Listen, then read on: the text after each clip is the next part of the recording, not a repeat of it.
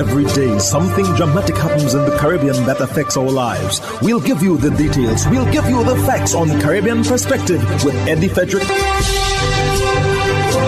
Host Eddie Frederick. Welcome to Caribbean Perspective. So glad you can join us. The story that takes the lead in today's edition for Thursday, 18th July 2024, and brought to you in association with our friends at Antillean Group.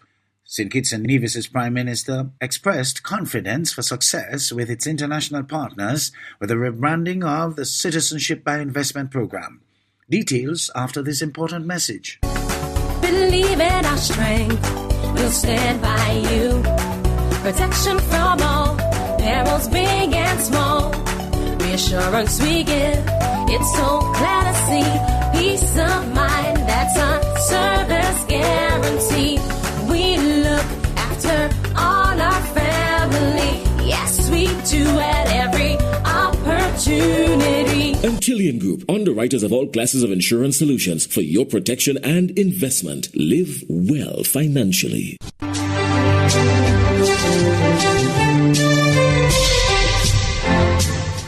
Welcome back.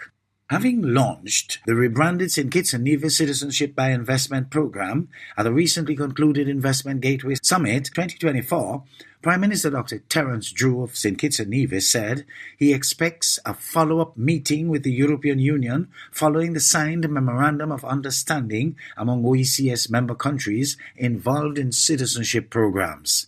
Glenn Bart of SKN Newsline reports.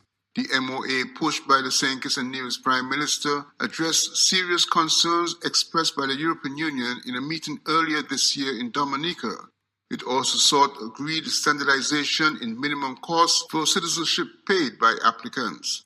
Speaking with news media representatives recently, Prime Minister Drew expressed confidence for success with their international partners. I think the MOA has been well received by our international partners, whether it's the European Union, the British, the Americans, all those things. So I think the fact that all of us have signed it, that has also sent a very positive message as well. We are supposed to meet again soon, and I think that the meeting will be a meeting where we can really sit down and look at all we have done so that that the industry can continue to thrive and to settle our international partners that we are really committed to ensure that they are comfortable with our program and our program does not even should not even be perceived to put them at risk. Not even the perception should be. We want to make sure we put everything. St. Kitts and Nevis led on that. As you see, when we first did it, a lot of people were criticized heavily. I was criticized heavily. But I know if we had not done it, not just for St. Kitts and Nevis, but for the region, the industry would have been strong. I know that for sure. And that is why I said St. Kitts and Nevis has to lead it, even though it will cause us some pain. But I think now people are recognizing why is it we were so aggressive, why is it we did it. It's for longevity, sustainability, and to have an industry that can continue to serve us. Several changes will be implemented in a matter of weeks, including moving towards setting up the statutory corporation that would replace the Citizenship By Investment Unit.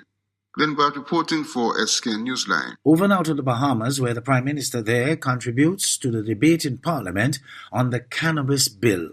ZNS News has more. A long time coming is how Prime Minister, the Honourable Philip Davis, today summed up plans to legalize cannabis for medical purposes and, among other things, to criminalize small amounts. He reminisced that the Marijuana Commission determined years ago there was strong support to decriminalization small amounts, and his administration is taking action after setting out to create a fair, balanced legislative and registry mechanism using the Commission's advice. Our goal was to ensure that we develop the most fair, balanced, and effective legislative and regulatory mechanisms which will allow us to reap economic and health benefits while promoting law and order and keeping our people safe through the introduction of stringent standards. The Prime Minister further agrees people suffering medical ailments have long anticipated the legislation, as have those with marred police records. For the many men and women living with criminal records for carrying small amounts of cannabis, and the many others who will be spared criminal records as a result of decriminalization. as a society, we realize that the old approach taken against cannabis in the war on drugs in the 1980s and 90s does not necessarily reflect our current reality. Too many lives have been lost because of a joint. Too many lives have been handicapped and potentials lost. And when I say this, I say it from my own personal experience, having practiced in the criminal courts of this land.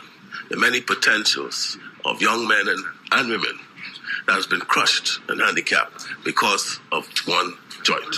Jamaica to receive additional 1.6 billion Jamaican dollars from the Caribbean Catastrophe Risk Insurance Facility. Jamaica's economy grew by 1.4% for January to March 2024. Javon Keys of TVJ Business Day fills us in. Jamaica is to receive an additional $10.3 million or roughly 1.6 billion Jamaican dollars from the Caribbean Catastrophe Risk Insurance Facility, CRIF.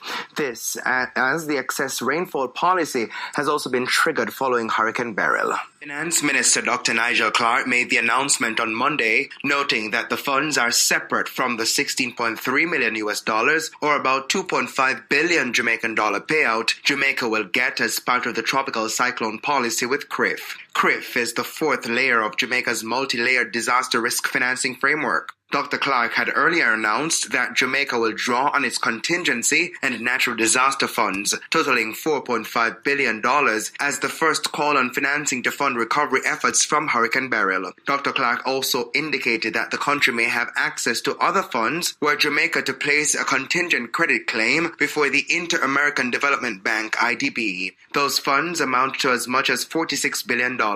Additionally, the government of Jamaica has a $140 billion precautionary and liquidity line, PLL, with the International Monetary Fund, IMF, were the country to find itself in a cash crunch. Speaking in the House of Representatives last week, Prime Minister Andrew Holness said the country was faced with a road repair bill of $10.5 billion following Hurricane Beryl. Another $2 billion will be needed to repair critical infrastructure, while damage to the agriculture sector is estimated at over $3 billion.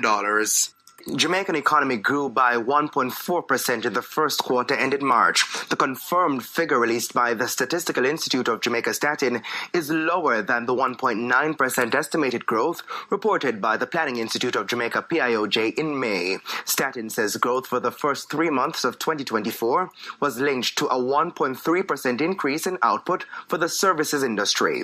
The goods producing industries also grew by 1.9%, primarily driven by increased output in agriculture, forestry and fishing. An 18.7% growth for the mining and quarrying industry also positively impacted the group. Statin says, however, there was a 0.8% decline in the manufacturing industry during the quarter. Construction also declined by 3.7% for January to March.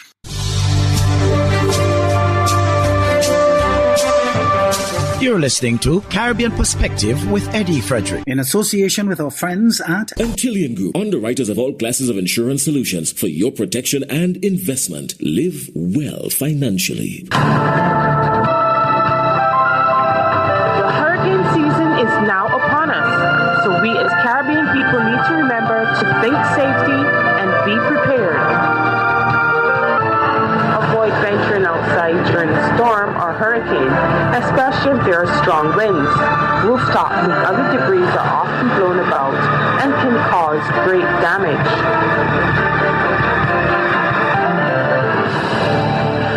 Police Commissioner of Antigua and Barbuda, Atlee Rodney, is assuring the public of a robust response from the force to incidents of armed robberies and other crimes.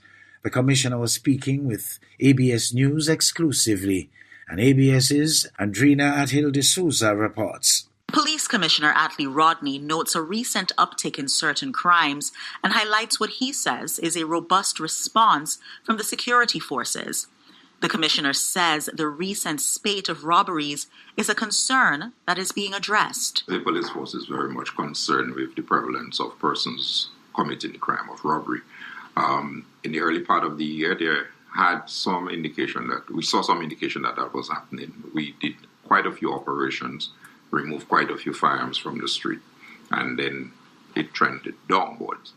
In recent time, we have seen some other cases are coming up, very prevalent in some cases, and we are taking keen note of it and taking some drastic measures to address it. While there has been success in retrieving illegal firearms from the streets, he says the challenge continues to be preventing illegal guns from entering the country. We are quite mindful of the porous borders we have.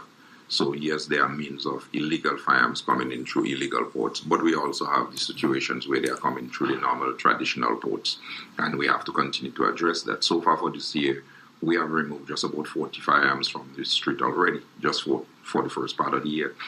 So it seems that even if you tighten the systems at the normal traditional ports, there's still other means of they coming in. He emphasizes the importance of public cooperation to keep illegal firearms off the streets. If somebody have a firearm, pass on the information to us, and we will investigate the matter with a hope of taking that firearm from the street. What we say to the public, that firearm that you might be condoning the person to have might just take your life or life of a person very close to you. Commissioner Rodney reassures the public that the police are committed and taking concerns seriously. I want to assure the general public that we have a police force that is committed and dedicated to address those matters. The number of officers that are out there in the night, during the day, doing those stop and search is because of their commitment, and I want them to rest assured that we are mindful of what is happening and we will continue to take the necessary action to address them. Andrena Athel de Souza, ABS News. Over in Trinidad, the recent spate of killings has renewed concern among the country's business community. Business leaders say their members are now daunted and disgruntled. They are demanding action to safeguard the country's economic future, which they claim is under threat. Meanwhile, criminologist Professor Ramesh Deosaran says police stations being placed on high alert in response to the spate of crime may be necessary but insufficient. CNC3's Jesse Ramdio explains. The fear stalking citizens following a bloody weekend now appears similar to one of the darkest periods in the country's history. And the public has never been so concerned as it was during July 1990. Weighing in on the spate of murders ranging from gang-related to robberies, criminologist Professor Ramesh Deosaran says the police's response may be lacking. During a media briefing on Sunday, senior police officials stated that police stations will now be placed on high alert. Deosaran says high alert paired with low police detection and prosecution cannot abate crime.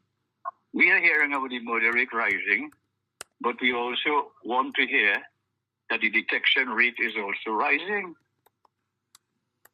And if that is not done, we always get a murderous headline one day after the other.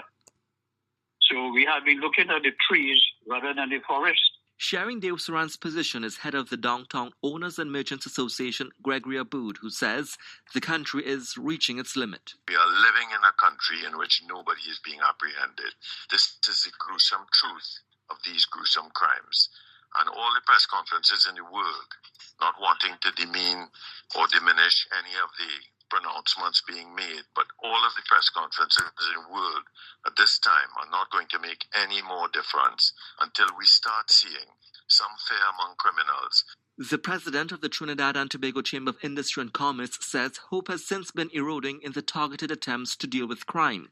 Kieran Marad says with nothing emerging out of the Regional Crime Symposium and continued anti-crime talks, the Chamber's membership is rattled. They are very disgruntled. I mean, some of them want to reinvest in their country. They are apprehensive about it because at the end of the day, you don't feel safe. No citizen feels safe. So you are seeing changes in consumer patterns as well. Kiran Singh, who leads the Greater San Fernando Chamber, says not only should police stations have been on high alert from before, but questions the role of other arms of security in crime fighting.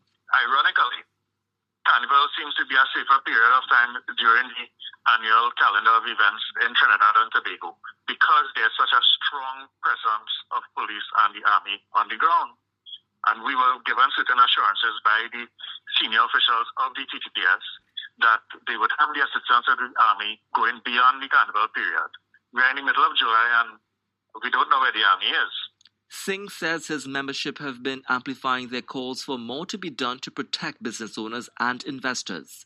Jesse Ramdeo, CNC3 News.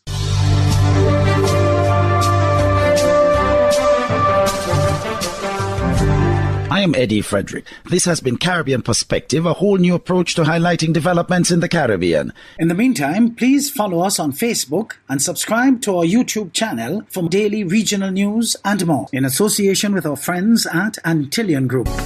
Believe in our strength, we'll stand by you. Protection from all perils, big and small. Reassurance we give, it's so clear to see. Peace of mind, that's a service guarantee. We look after all our family. Yes, we do at every opportunity. Antillian Group, underwriters of all classes of insurance solutions for your protection and investment. Live well financially.